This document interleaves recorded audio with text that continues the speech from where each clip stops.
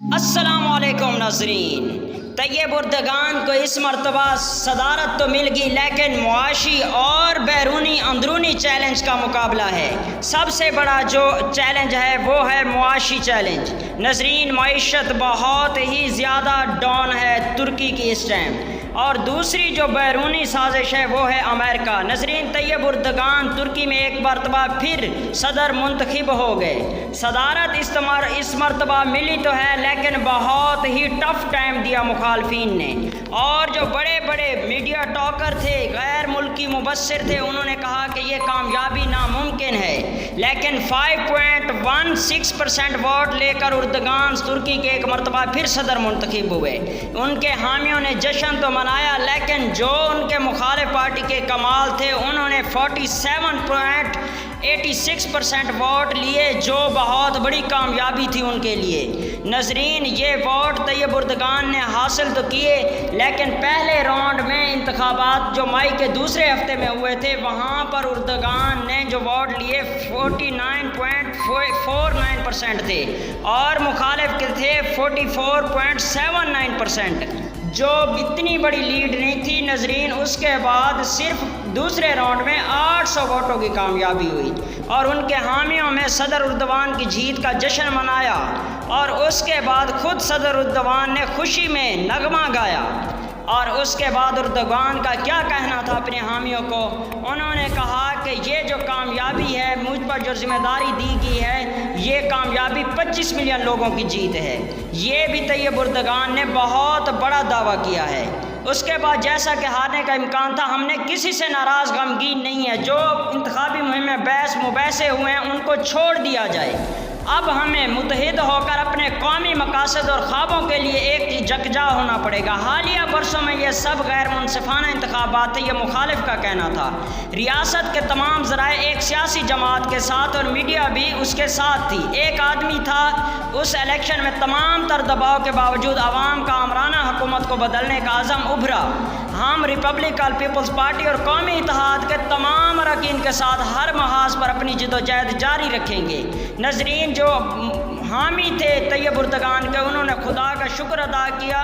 اور Tayyip Erdogan کو فتح کیوں ملی؟ کیونکہ وہ اسلام پسندی حامیوں کی چاہت، تجربہ کار، اور جو سب سے بڑی کامیابی تھی، نبض پر ہاتھ، یعنی کنٹرول کرتے تھے۔ میڈیا پر بھی کنٹرول تھا ان کا۔ ناظرین، زیادہ مہنگائی، تنخواہ میں کمی، معیشت میں استحکام، اور بڑے منصوبے جیسا کہ ڈیم، مکانات، سکول، ہسپتال، پاور پلانٹس، یہ طیب اردگان کی سب سے بڑی کامیابی تھی۔ روزگار کے مواقع، جو مڈل کلاس لوگ ہیں، ان کو غربت سے نکال کر مڈل کلاس میں لے آئے۔ ناظرین، طیب اردگان ایک مضبوط لیڈر ہیں۔ مضبوط لیڈر کیسے؟ انہوں نے بیرونی لوگوں کے ساتھ مضبوطی کے ساتھ جڑے رہے، اور جو نیٹو رکنیت تھی، اور سب سے بڑا جو روس کے ساتھ دوستی تھی۔ میں ان کے جو مخالفین تھے، انہوں نے کہا میں ترکی سے جانا چاہتا ہوں، میرے لیے کہیں اور بہتر مستقبل ہوگا۔ کافی سارے ایسے جو تھے لوگ، انہوں نے کہا ہے۔ اس کے بعد جو مخالفین تھے، انہوں نے مثبت جواب بھی دیا۔ انہوں نے کہا ہے کہ کچھ لوگوں کو مختلف فیصلے کی توقع تھی، یہ لوگوں کا فیصلہ ہے، اسے قبول کرنا چاہیے۔ ناظرین، یہ بہت بڑی بات ہے، لیکن ناظرین، طیب اردگان کو معاشی چیلنجز کا سامنا کرنا پڑ رہا ہے اس ٹائم، کیونکہ ایک تو زلزلے کی زد میں تھے، اب مہنگائی کی شرح 40% ہے، لیرا کی قدر میں ہمیشہ قدر کمی کی طرف بڑھتی جا رہی ہے، اور مغرب سے تعلقات بھی بہت ہیں، کیونکہ ترکی سوڈان کی مخالف نیٹو سپلائی میں، اور امریکہ پر امید کہ ترکی سوڈان کی رکنیت کی حمایت کرے گا۔ یورپ سے رشتے مزید کشیدہ ہونے کا خطرہ، کیونکہ اردگان یہ بات نہیں مانیں گے، کیونکہ طیب اردگان یہ نہیں چاہتے۔ ناظرین، جو طیب اردگان کی حالیہ کارکردگی ہے، اس میں جو زلزلے تھا، اور اقوام متحدہ نے خود کہا ہے کہ 100 ارب ڈالر کا جو تخمینہ لگایا گیا ہے کہ نقصان ہوا ہے، اور طیب اردگان نے اپنے ملک کے لوگوں کو یہ وعدہ کیا ہے کہ 3 سال میں یہ سارے کام مکمل ہو جائیں گے۔ لیکن جو مخالفین تھے، جو حامی ممالک تھے، انہوں نے کہا کہ اب F-16 پر بھی بات ہوگی، ڈیل ہوگی، ہم سوڈان کی ڈیل بھی چاہتے ہیں۔ دوسرا جو برطانیہ تھا، انہوں نے کہا تجارت بڑھانے اور نیٹو کے اتحادیوں کو پیش قدمی کے ساتھ ملے جلے اور مقابلہ کرنے کے لیے باہمی کوششیں بڑھانی ہوں گی۔